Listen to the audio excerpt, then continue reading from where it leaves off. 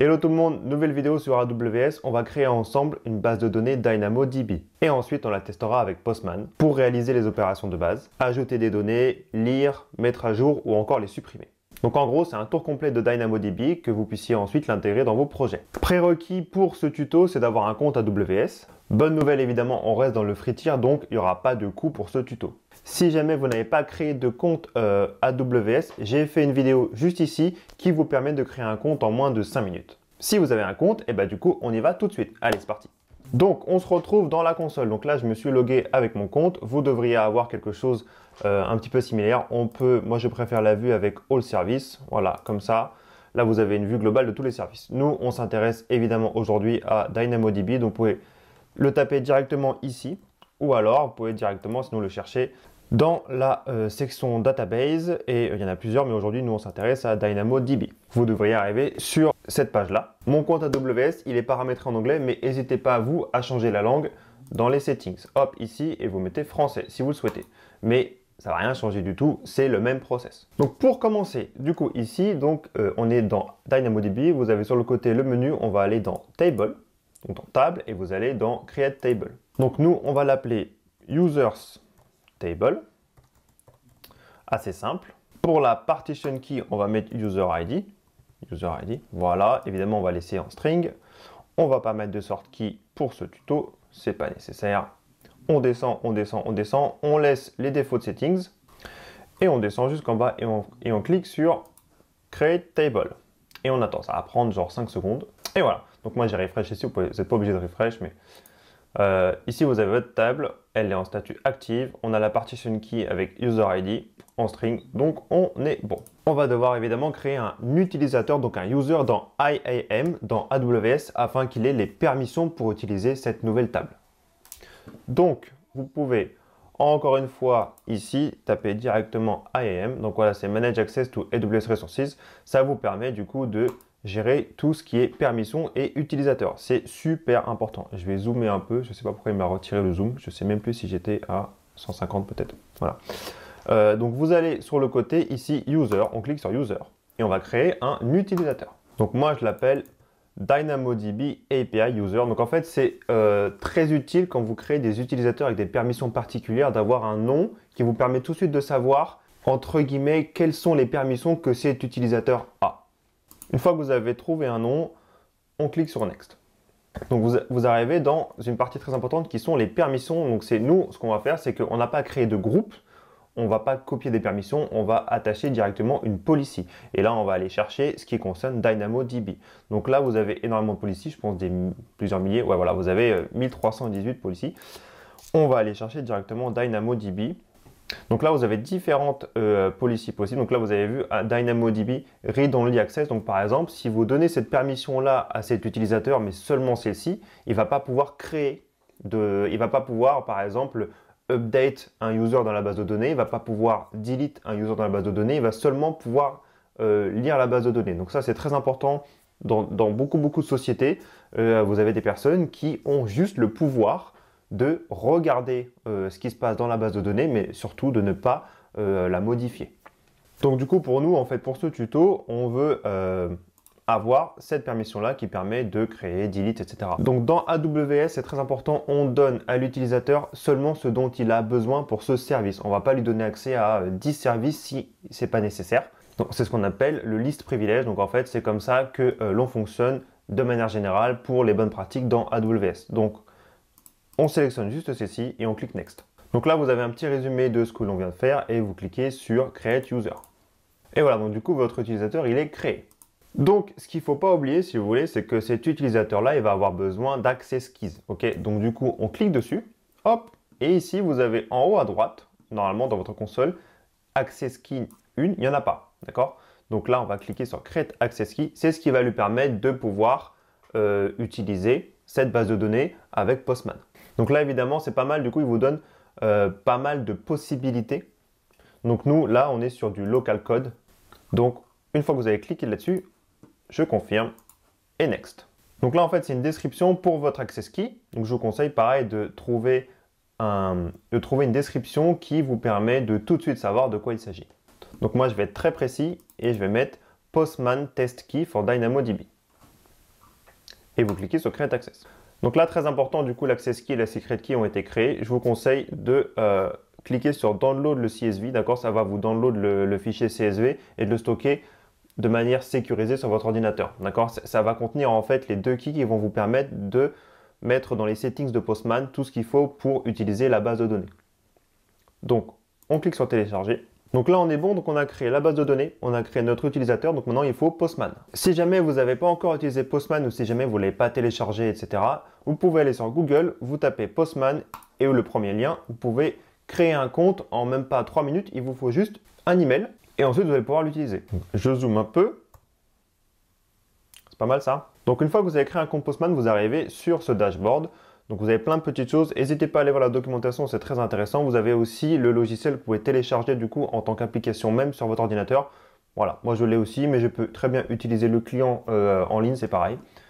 Rapidement pour notre tuto, on va s'intéresser à... Vous cliquez sur New Request, ça va nous permettre d'ouvrir le client Postman. Hop, vous cliquez là-dessus. Et là, on arrive directement sur l'interface qu'on va utiliser. Donc, ce qu'on va faire, c'est que vous allez sur le côté, vous cliquez sur Collection. Si ce n'est pas déjà fait, ça va ouvrir ce petit panel et vous cliquez sur Créer collection. Moi, je vais l'appeler Test Dynamo DB. Voilà. Hop. Une fois que vous avez trouvé un nom pour votre collection, vous cliquez sur Autorisation. OK. Ici, vous avez le choix et vous sélectionnez AWS Signature. Ça, c'est dans les autorisations type. OK. Ensuite, donc là, Access Key, Secret Key. Ça, c'est dans le fichier que vous avez téléchargé. OK. AWS Region Service Name. Donc ça, AWS Region, c'est important. C'est par rapport, du coup, à votre base de données. Vous retournez dans AWS. D'accord. Donc là, vous avez vu, je suis retourné dans AWS, mais je suis arrivé directement dans AEM parce que c'est là où on s'était arrêté. AEM, c'est un service qui est global. D'accord? Donc vous n'allez pas mettre global, c'est très important parce qu'AEM, en fait, il n'y a pas de région spécifique. Par contre, si vous cherchez DynamoDB, d'accord, vous allez avoir votre base de données. Vous allez dans Table, voilà. Et en fait, vous avez vu, ici, moi, c'est pas Europe Paris qu'il faut mettre. Il faut cliquer sur le drop-down et ici, vous avez EU West 3. Ça, c'est la région qu'il faut indiquer. Donc, c'est EU West 3 qu'il faut indiquer. Donc, on retourne dans DynamoDB, on retourne dans Postman, et ici, vous tapez EU, West 3, si jamais c'est votre région. Service name, en fait, c'est juste DynamoDB, comme ça. Voilà. Session token, on n'en a pas besoin pour le moment. Donc là, ce qui va se passer, c'est que je vais vous laisser remplir Access Key et Secret Key, et on se retrouve à l'étape d'après. Donc du coup, vous avez rempli les autorisations et vous avez rempli vos access keys. Il ne faut pas oublier, du coup, d'accord, je vous le dis, de cliquer sur le petit bouton Save, d'accord? Parce que si jamais vous fermez tout, vous revenez, ça n'a pas enregistré. Maintenant qu'on a fait ça, on va ajouter une requête. Donc du coup, vous allez sur le côté, vous êtes dans votre collection et vous tapez Add a Request, d'accord? Donc par défaut, ils vont vous mettre un Get. D'ailleurs, je vais cleaner un peu, hop, voilà. Vous changez, vous mettez Post, parce que de toute façon, on va créer un user. Petite information importante par rapport à DynamoDB. Vous allez voir qu'avec DynamoDB, on va toujours mettre un corps de requête, même s'il s'agit de devoir lire des datas, d'accord? Parce qu'en fait, il va faire ce qu'on appelle un scan ou une query, et il a besoin d'un corps de requête pour le faire. Du coup, on n'utilise pas de méthode get, on utilise toujours une méthode post. Pour toutes les opérations de DynamoDB avec l'API, on utilisera la méthode post. Du coup, ici, l'URL, très intéressant et très important. Vous allez mettre en URL ceci, donc vous avez DynamoDB, et là, vous avez votre région. Encore une fois, allez voir votre région dans votre base de données. Okay? AmazonAWS.com. On ne touche plus à ça. Dans les headers, donc là, en fait, vous allez voir, vous avez des headers de base. Ceux-là, on n'y touche pas, on s'en fiche. Nous, on va rajouter 2 headers. Okay? Ici, vous allez écraser, vous allez taper Content Type, qui est déjà là-haut, mais nous, on va l'écraser avec le nôtre. Et vous mettez ceci, application/xamz-json-1.0. L'autre est très important. L'autre key, XAMZ target. Et ça, ici, vous mettez DynamoDB et vous mettez put item. Et vous allez voir qu'au fur et à mesure du tuto, par exemple pour le prochain, ce ne sera pas put item si jamais on veut read ou si jamais on veut modifier. D'accord? Donc celui-là est très important. Ça, ce sont les headers qui sont envoyés. Une fois que vous avez fait ça, d'accord, vous pouvez remonter un peu. Le but, c'est d'envoyer, donc du coup, je disais un body. D'accord? Du coup, vous avez plusieurs solutions. Vous cliquez sur Raw et vous ajoutez ceci. Hop. Donc, vous avez vu, on a un objet avec le nom de la table, user table, et on va ajouter un item. Ok, donc du coup, le user ID qui est un string, on lui met 1, En nom, je mets Arthur. En email, je mets Arthur, exemple. Ok. Une fois que vous avez fait ça, on va tester. Donc là, vous avez vu, j'ai cliqué sur Send. J'ai une réponse 200, OK. Maintenant, ce qu'on va faire, c'est qu'on va aller voir, parce qu'on n'a pas encore regardé comment est-ce qu'on faisait pour lire, mais on va aller voir directement ce qui se passe dans notre base de données. Vous retournez dans AWS. Ici, vous ne verrez rien. Il faut cliquer dans votre table. OK. Donc là, vous avez vu, il ne se passe rien. Même si vous refresh, il ne se passera rien. Item count 0. Vous allez sur Get Live Item Count. Start Scan. Hop. Item count 1. D'accord. Là, on voit que du coup, effectivement, il y a un ajout qui a été fait. Donc maintenant, ce qu'on va faire, c'est créer la requête pour pouvoir le lire. Du coup, vous retournez dans Postman. On va créer une nouvelle requête. Donc là, ce que je vous conseille, c'est tout simplement de dupliquer. Hop, voilà. D'ailleurs, vous avez vu, regardez, intéressant. Il m'a gardé le get là. OK? C'est pas génial. Donc là, ce qu'on va faire, c'est que ça, c'était, on va l'appeler create. OK? Hop. Et là, si vous ne faites pas save, en fait, regardez, je vais là-dessus. Hop, voilà. Et là, il m'a gardé create. Mais il ne m'a pas mis le post ici. Donc là, si vous faites save, c'est un post ici. Paf, il me met bien que c'est un post. Ok. N'oubliez pas de save, c'est très important. Hop, ici, c'est pour ça que quand j'ai dupliqué, il m'a mis un get. Hop, c'est le même URL. Ça, on ne change pas. C'est juste que c'est une nouvelle requête. On retourne dans les headers.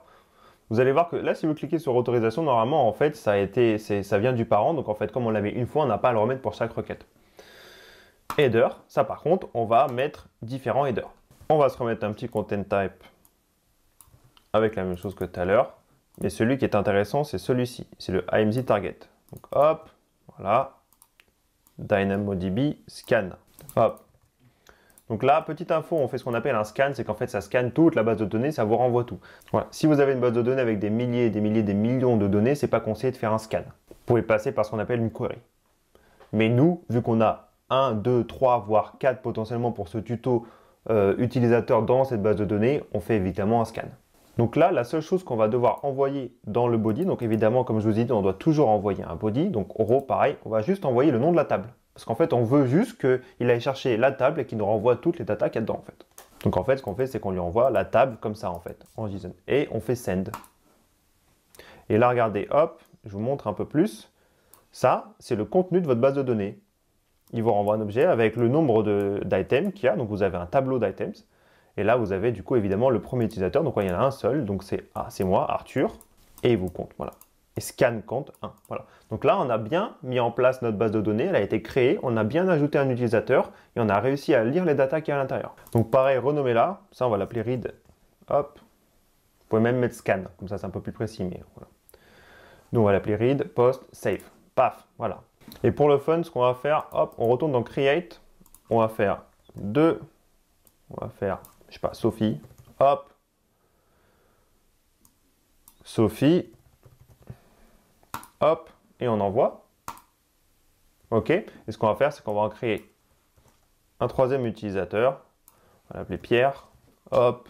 Et Pierre. Voilà. Hop. On fait send. OK, vous avez vu, à chaque fois, c'est bon. Et là, on retourne dans notre read. Et ce qu'on peut faire, du coup, c'est renvoyer. D'accord? Parce que de toute façon, là, on a déjà la requête. On renvoie. Et regardez. Hop. C'est peut-être un peu trop zoomé pour cet exemple-là. Mais là, on a bien, du coup, notre base de données. Il y a 3 éléments à l'intérieur. On a le tableau avec les 3 éléments. Hop. Pierre, Arthur et Sophie. Voilà. Donc, on va continuer. Et là, du coup, intéressant, on va essayer de modifier un élément. Donc là, comme ce que j'ai dit, vous dupliquez. On va l'appeler update. OK. On va dans les headers. Donc là, vous avez vu ici, il me l'a gardé parce que j'avais bien sauvegardé avant de dupliquer. Donc voilà, faites bien ça. On garde le content type. Par contre, ici, on va mettre DynamoDB update item. OK. Vous allez dans le body. Ça, évidemment, ça va changer. Vous enlevez et vous mettez ceci. Hop. Donc là, qu'est-ce qu'on va faire? On envoie un body qui target notre table, d'accord? On veut target quel élément? On va chercher par user ID, donc du coup le premier. Et si on regarde le user ID du coup avec c'est Arthur, ok? Paf. Et on veut faire un nouvel email, ok? Donc on va update. Qu'est-ce qu'on va update dans cet élément? L'email. Donc c'est comme ça que l'on fonctionne. Et on va pas lui mettre Alice ni new. On va lui mettre Arthur. New 2. Voilà. Et on envoie. Donc là, vous avez vu, on a un 200. Donc comment est-ce qu'on fait pour aller voir si ça a bien marché? Je vais dézoomer parce que c'est vraiment un peu galère. On va renvoyer un scan. Hop. Et regardez là. Je vais zoomer maintenant. Si on regarde nos éléments, j'ai bien le user ID S1 avec le string, pardon, avec la valeur 1. Et là, vous avez vu, ça a bel et bien update mon élément. Donc le update a marché. Donc maintenant que notre update a marché, faites comme tout à l'heure, on duplique. On va changer le nom, parce que là, en fait, on va s'amuser à supprimer un utilisateur. Donc là, vous mettez delete. Est-ce que j'ai sauvegardé? Non. Hop, je vais sauvegarder le reste. Ça, c'est bon, ça, c'est bon, ça, c'est bon. On a create, read, update, delete. Donc, on va dans delete.